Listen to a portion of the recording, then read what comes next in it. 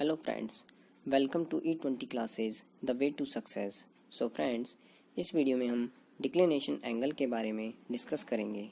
तो इस वीडियो को देखने के बाद आपका डिक्लिनेशन एंगल का कॉन्सेप्ट क्लियर हो जाएगा। So let's start. It is the angle between the line joining the centres of the sun and the earth and its projection on the equatorial plane of the earth. So friends, इस diagram में हम देख सकते हैं this is the position of sun, this is the position of earth and these are the lines which is representing the radiation coming from sun to earth. This is the line which is connected sun and earth and this is the line which is center of equatorial plane. इन दोनों लाइनों के बीच का ये जो angle है इसे हम declination angle delta कहते हैं। So the earth equator is tilted at 23.45 degree with respect to the plane of the earth's orbit around the sun. तो यह जो इक्वेटोरियल प्लेन है जिसे रेड कलर से दिखाया गया है, इस प्लेन के बीच और जो अर्थ का ऑर्बिटल प्लेन होता है उन दोनों के बीच 23.45 डिग्री का एंगल होता है। Solar declination change mainly due to the rotation of the earth about an axis. Solar declination में चेंजेस किस कारण आते हैं? Because of the earth is moving about an axis. Its maximum value is 23.45 degree on June 21 and minimum value is minus 23.45 degree on December 21। तो declination angle की maximum value 23.45 degree होती है जो कि जून 21 को होती है and minimum value minus 23.45 degree होती है जो कि दिसंबर 21 को होती है। तो हम देख सकते हैं कि डिक्लिनेशन एंगल डेल्टा की वैल्यू माइनस 23.45 डिग्री से प्लस 23.45 डिग्री तक वेरी करती है।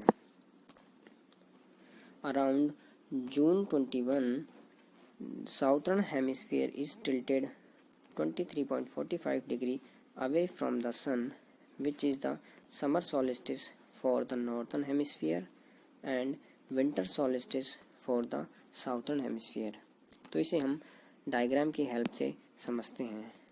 इस डायग्राम में सन और अर्थ की डिफरेंट पोजीशन दिखाई गई हैं। इसमें हम देख सकते हैं this is the position of December 21, this is March 21, this is June 21 and this is September 21।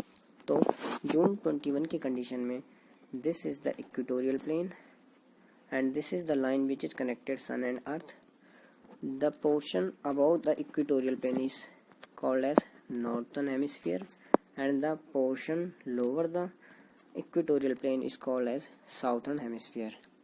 तो इस कंडीशन में हम देख सकते हैं कि साउथर्न हेमिस्फीयर जो है वह 23.45 degree away from the sun tilted है। तो जो रेडिएशन सन से अर्थ की ओर आ रही हैं उनकी इंटेंसिटी साउथर्न हेमिस्फीयर पर डिक्रीज हो जाएंगी जबकि नॉर्थर्न हेमिस्फीयर पर इंक्रीज हो जाएंगी। तो जो नॉर्थर्न हेमिस्फीयर होता है उसे हम समर सोलिस्टिस कहेंगे एंड जो साउथर्न हेमिस्फीयर होएगा उसे हम विंटर सोलिस्टिस कहेंगे। Okay friends, around December 21 the northern hemisphere tilted 23.45 degree away from the sun which is winter solstice for the northern hemisphere and summer solstice for the southern hemisphere. तो friends, इस condition में दिसंबर 21 की condition में this is the equatorial plane and the upper portion is northern hemisphere and southern hemisphere is the lower portion. तो इस condition में हम देख सकते हैं कि जो नॉर्थर्न हेमिस्फीयर है वह 23.45 डिग्री टिल्टेड है away from the sun and the southern hemisphere is tilted towards the sun. तो जो रेडिएशन सन से अर्थ की ओर आ रही हैं उनकी इंटेंसिटी नॉर्थर्न हेमिस्फीयर पर तो डिक्रीज हो जाएंगी जबकि साउथर्न हेमिस्फीयर पर इंक्रीज हो जाएंगी because the distance between southern hemisphere and sun is decreased in this condition and the distance between northern hemisphere and the sun is increased in this condition. So तो इस condition में जो northern hemisphere है उसे हम winter solstice कहते हैं जबकि जो साउथर्न हेमिस्फीयर है उसे हम समर सोलिस्टिस कहते हैं। Okay friends, around March 21 and September 21 fall and spring equinox when the sun is passing directly over the equator। तो अगर हम सितंबर 21 की कंडीशन की बात करें और मार्च 21 की कंडीशन की बात करें तो इस कंडीशन में जो रेडिएशन सन से अर्थ की ओर आ रही हैं और यह जो पोलर एक्सिस है इन दोनों के बीच का जो एंगल होगा वो 0 डिग्री एंगल होगा। एंड इस कंडीशन में अगर देखें हम तो यह सन से अर्थ की ओर जो रेडिएशन आ रही है और जो ये एक्सिस है इन दोनों के बीच का एंगल 0 डिग्री होगा। तो इन दोनों कंडीशन में डेल्टा की वैल्यू 0 डिग्री होगी, जबकि दिसंबर 21 की कंडीशन में +23.45 डिग्री एंड जून 21 की कंडीशन में -23.45 डिग्री होती है। ओके फ्रेंड्स, अब हम डिक्लिनेशन एंगल का वेरिएशन देखते हैं। So the variation of declination angle. तो इस कंडीशन में डिक्लिनेशन एंगल होल ईयर के अंदर किस प्रकार से चेंजेस होते हैं।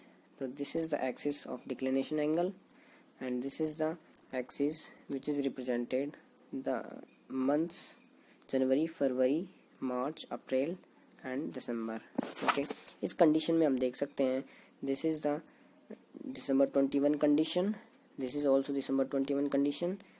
इस कंडीशन में डेल्टा की वैल्यू -23.45 डिग्री है, जबकि यह जो कंडीशन दिखाई गई है इस कंडीशन पर डेल्टा की वैल्यू मैक्सिमम है जो कि 23.45 डिग्री है। इस कंडीशन को हम समर सॉलिस्टिस कहते हैं जो कि जून 21 पे है, और इस कंडीशन को हम विंटर सॉलिस्टिस कहते हैं जो कि दिसंबर 21 पर है। अब हम जो इक्विनॉक्स जो है इनकी कंडीशन देखते हैं। तो this is the March 21 and this is the September 21। इन दोनों कंडीशन पर डेल्टा की वैल्यू 0 होती है।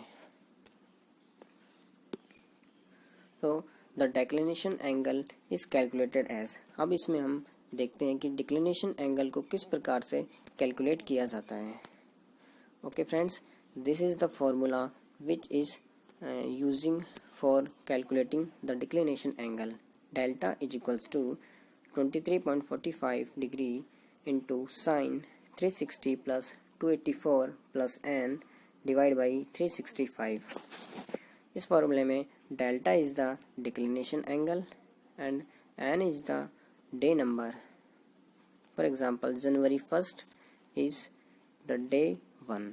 इसे हम देखते हैं n की वैल्यू हम किस प्रकार से कैलकुलेट कर सकते हैं। फॉर एग्जाम्पल 25 फरवरी के लिए डेल्टा की वैल्यू निकालनी हो तो उसके लिए हमें पहले n की वैल्यू निकालनी होगी। तो 20 फरवरी के लिए n की वैल्यू कितनी होगी, n is equals to 31 plus 25 which is 56। तो इस कंडीशन में n की वैल्यू 56 होगी। तो अब हम एक एग्जांपल ले लेते हैं जिसकी हेल्प से हम यह जानेंगे कि डिक्लिनेशन एंगल को किस प्रकार से कैलकुलेट किया जाता है।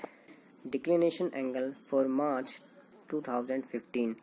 फॉर 1 मार्च 2015 n की वैल्यू कैलकुलेट करते हैं। तो n is equals to 31 plus 28 plus 1 total is 60। This is January, this is February and this is 1 March. Okay friends, so अब जो ये n की वैल्यू आई है इसे हम इस इक्वेशन में प्लेस कर देते हैं। तो delta is equals to 23.45 into sine 360 into 284 plus 60 divide by 365। इसे सॉल्व करने पर डेल्टा की वैल्यू -8.29 डिग्री प्राप्त होती है। तो इस वैल्यू को हम ग्राफ में रिप्रेजेंट करें तो यह कहाँ पर प्लेस